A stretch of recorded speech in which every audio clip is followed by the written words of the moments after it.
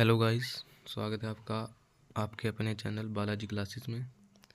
जैसे कि आपको पता है, हमने सीईटी 2025 के लिए हरियाणा जीके की पीवाईक्यू सीरीज़ शुरू की है।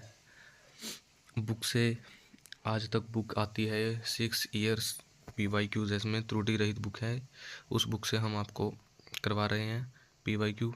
और पिछली वीडियो में हमने एसएससी सीईटी एग्ज़ाम 2022 में जो हुआ था उसका फर्स्ट पेपर सॉल्व करवाया था। आज हम सेकंड पेपर को सॉल्व करेंगे। ठीक है जी, सेकंड पेपर को सॉल्व करेंगे। पहला प्रश्न देखते हैं क्या है। पहला प्रश्न है, हरियाणा में दामन शब्द से क्या अभिप्राय है। दामन शब्द का क्या मतलब है हरियाणा में? तो हरियाणा में दामन शब्द का अर्थ है एडी तक लंबा घेरेदार घाघरा। दामन कैसा होता है? एडी तक लंबा होता है और घेरेदार घाघरा होता है, उसे ही हम दामन कहते हैं। अगला प्रश्न देखते हैं।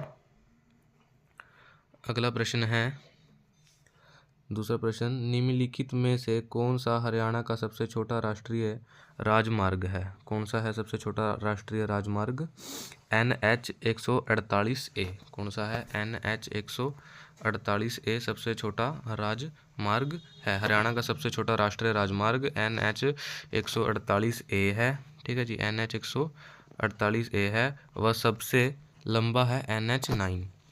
सबसे छोटा पूछे तो NH 148A और सबसे लंबा पूछे तो NH 9। हरियाणा में कुल कितने नेशनल हाईवे हैं? 40 नेशनल हाईवे हैं। हरियाणा में कुल 40 नेशनल हाईवे हैं। अगला प्रश्न देखते हैं। अगला प्रश्न है तीसरा प्रश्न, हरियाणा में किस मिट्टी को रोसली के नाम से जाना जाता है? कौन सी मिट्टी को रोसली के नाम से जाना जाता है? उत्तर होगा अनुपातिक रेतीली दोमट मिट्टी को। कौन सी?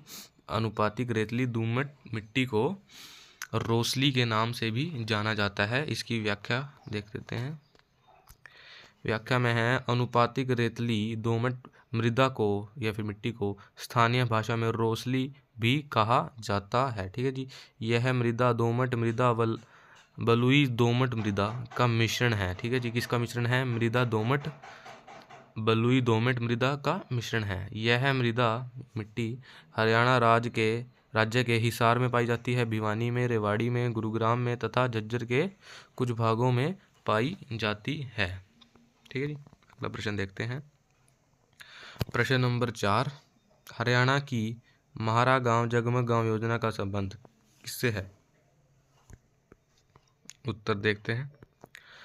गांव को बिजली आपूर्ति करने से संबंधित है हरियाणा की महारा गांव जगमग गांव योजना का। ठीक है जी, अगला प्रश्न, पांचवा प्रश्न देखते हैं। टोक्यो पैरा ओलंपिक 2020 में किस खिलाड़ी ने तीरंदाजी में कांस्य पदक जीता था? किसने तीरंदाजी में कांस्य पदक जीता था टोक्यो ओलंपिक 2020 में? इसका उत्तर देखते हैं। हरविंदर सिंह ने जीता था। किसने? हरविंदर सिंह ने जीता था टोक्यो पैरा ओलंपिक 2020 में। हरियाणा के हरविंदर सिंह ने पैरा तीरंदाजी में कांस्य पदक जीता था। अगला प्रश्न, सिक्स्थ प्रश्न देखते हैं। छठा प्रश्न, हरियाणा में छात्रा परिवहन सुरक्षा योजना किस वर्ष में शुरू की गई? किस वर्ष में शुरू की गई थी छात्रा परिवहन सुरक्षा योजना? इसकी व्याख्या देखते हैं। इसकी व्याख्या में लिखा है, हरियाणा छात्रा परिवहन सुरक्षा योजना की शुरुआत 19 मई 2018 को की गई थी। कब की गई थी? 19 मई 2018 को की गई थी। यह छात्राओं को परिवहन सुरक्षा मुहैया करवाने के लिए की गई थी। तो इसमें प्रश्न में ऑप्शन में नहीं था, तो इसलिए इसका उत्तर हो जाएगा। उत्तर नहीं देना चाहते, लेकिन अगर आपसे पूछे तो 19 मई 2018 को शुरू की गई थी। सातवां प्रश्न, राजा हर्षवर्धन के शासन काल में इनमें से कौन दरबारी कवि थे? कौन दरबारी कवि थे? बाण भट्ट कौन थे? राजा हर्षवर्धन के शासनकाल में दरबारी कवि थे। आठवां प्रश्न, निम्नलिखित में से कौन सा मेला हरियाणा में आयोजित किया जाता है? कौन सा मेला हरियाणा में आयोजित किया जाता है? गोपाल मोचन मेला हरियाणा में आयोजित किया जाता है। इसकी व्याख्या देखते हैं। गोपाल मोचन मेला कार्तिक महीने में लगता है। कब लगता है? कार्तिक महीने में लगता है। अक्टूबर नवंबर के महीनों में जगाधरी तहसील के बिलासपुर में आयोजित किया जाता है? कहाँ पर? जगाधरी तहसील के बिलासपुर में आयोजित किया जाता है गोपाल मोचन मेला। अक्टूबर नवंबर में लगता है, कार्तिक महीने के अंदर। 9वां प्रश्न है, कॉलम 1 में दिए गए हरियाणा के मंडल को कॉलम 2 में दिए गए जिलों से मिलाइए। तो इसका उत्तर देख लेते हैं। तो उसका उत्तर है करनाल। करनाल मंडल में कौन कौन से जिले आते हैं? करनाल आता है, पानीपत और कैथल। फिर हिसार मंडल में कौन कौन से आते हैं? हिसार, जींद, सिरसा, फतेहाबाद।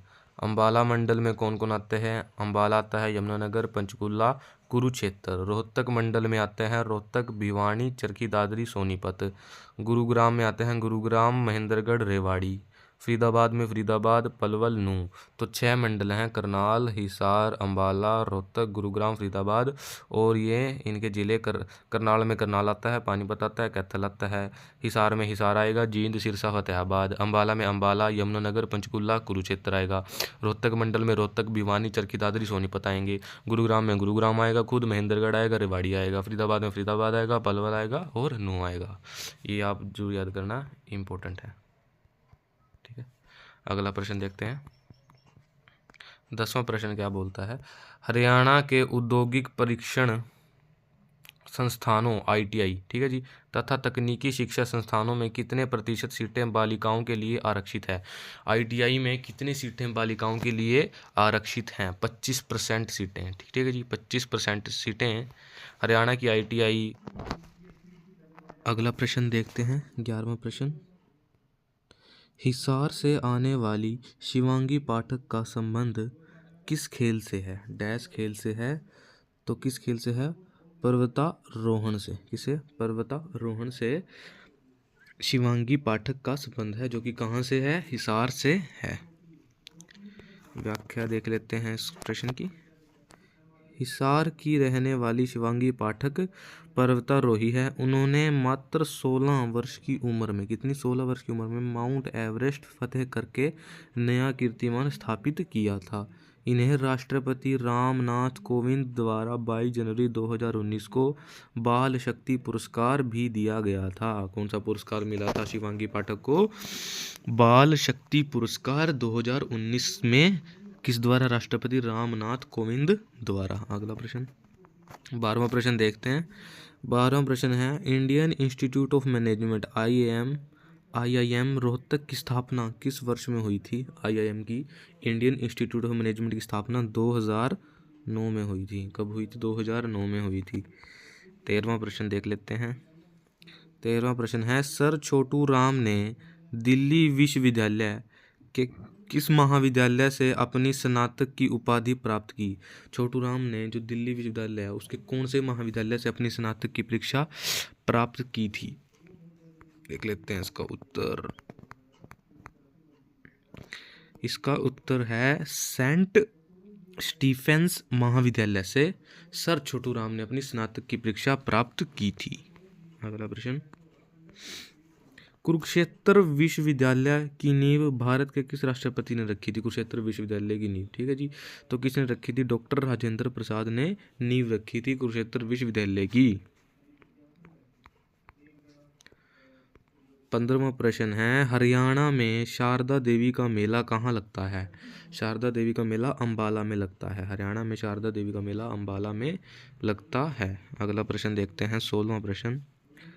हरियाणा भारत के किस हिस्से में स्थित है? हरियाणा भारत के उत्तर पश्चिमी हिस्से में स्थित है। कौन से उत्तर पश्चिमी हिस्से में स्थित है हरियाणा? 17वां प्रश्न देखते हैं। 17वां प्रश्न है, परमवीर चक्र सम्मानित मेजर होशियार सिंह हरियाणा के किस जिले में जन्मे हैं? कौन?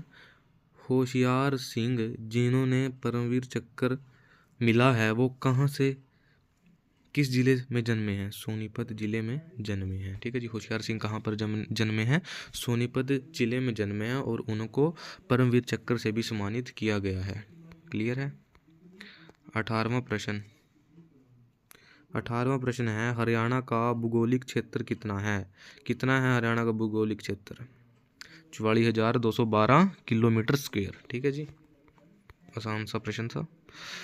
इंपॉर्टेंट भी था। 19वां प्रश्न है, हरियाणा राज्य दिवस किस दिन मनाया जाता है? ये भी आसान है, 1 नवंबर 1966 को, 1 नवंबर 1966 को, ठीक है। 20वां प्रश्न, रिचार्जिंग वेल निर्माण हरियाणा की किस योजना के अंतर्गत आता है? कौन सा रिचार्जिंग वेल का जो निर्माण था वो किस योजना के अंतर्गत आता है? मेरा पानी मेरी विरासत के अंतर्गत आता है रिचार्जिंग वेल का निर्माण, ठीक है जी।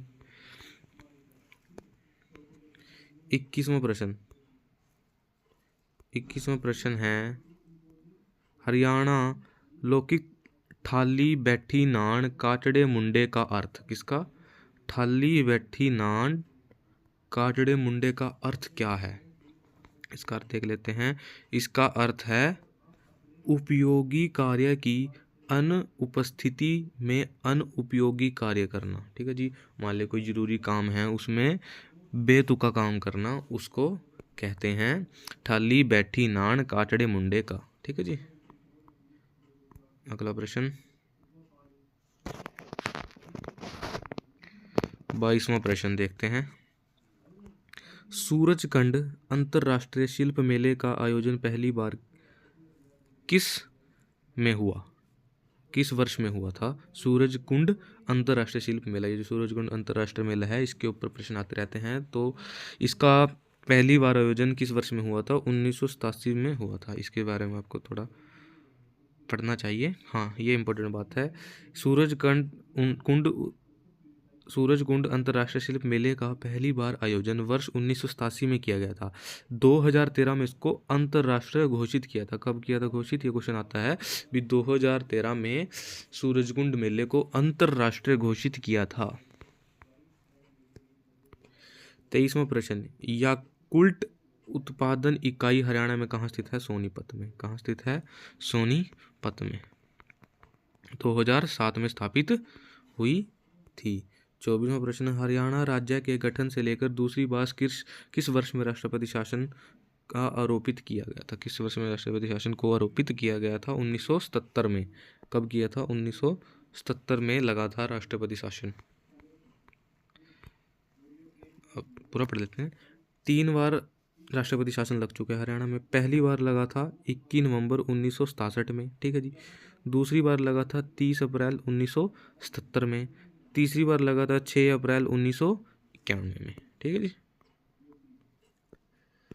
लास्ट प्रश्न इस पेपर का, हरियाणा राज्य बजट के वित्तीय वर्ष 2022-23 में कुल बजट का कितना प्रतिशत ग्रामीण विकास की दिशा में व्यय हेतु निर्धारित किया गया? भी जो हरियाणा का कुल बजट था 22-23 का, उसमें से कितना ग्रामीण के जो गांव का विकास है उसमें लगाया गया? कितना? 5%। कितना? 5% लगाया था। तो ये है आज की वीडियो के प्रश्न। जैसा कि आपको पता है हम PYQ सीरीज़ शुरू कर रहे हैं। अगर आपको इस सीरीज़ से थोड़ी सी भी हेल्प होती है तो इसे आगे शेयर कीजिए। लाइक मत कीजिए लेकिन शेयर ज़रूर कीजिए ताकि हर बच्चा इससे पढ़ सके, ठीक है। तो धन्यवाद। जय श्री राम।